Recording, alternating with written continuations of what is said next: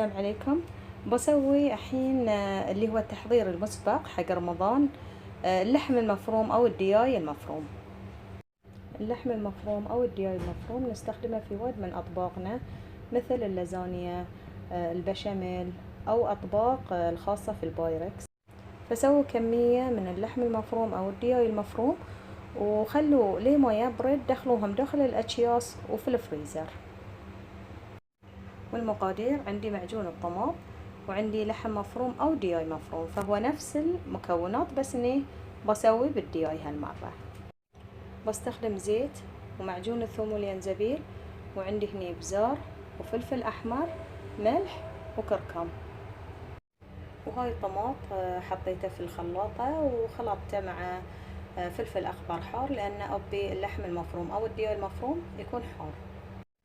بستخدم معاه يا كزبرة او بقدونس او الاثنين مع بعض اقدر اضيفهم. وهذه بصل. هاي كل المقادير.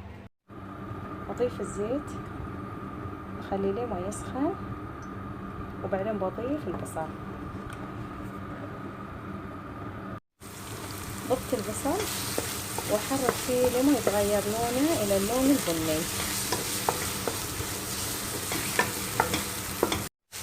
اضيف الحين الدياي المفروم او اللحم المفروم. اضيف عليه معجون الثوم والينزبيل،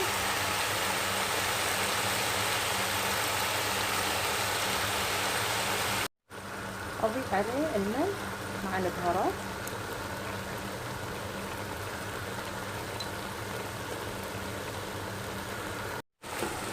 احرك فيه لين ما ينشف الماء اللي في الدياي او اللي في اللحم. وبعدين بضيف الطماط. نشف الماء اللي فيه، الحين بحط الطماط مع الفلفل الاخضر الحار.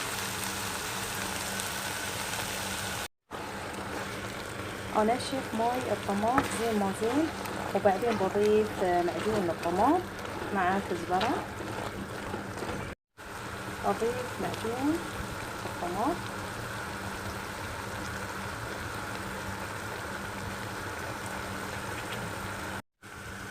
اخر شيء اضيف الكزبرة او البقدونس.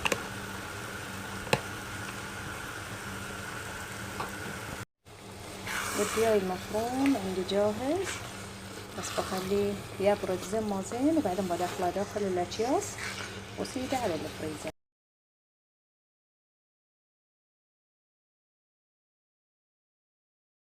وهاي الشكل النهائي عقب ما برد الدياي عندي. ادخلهم داخل الاكياس واطلع الهواء منه وبس، وادخلهم داخل الفريزر.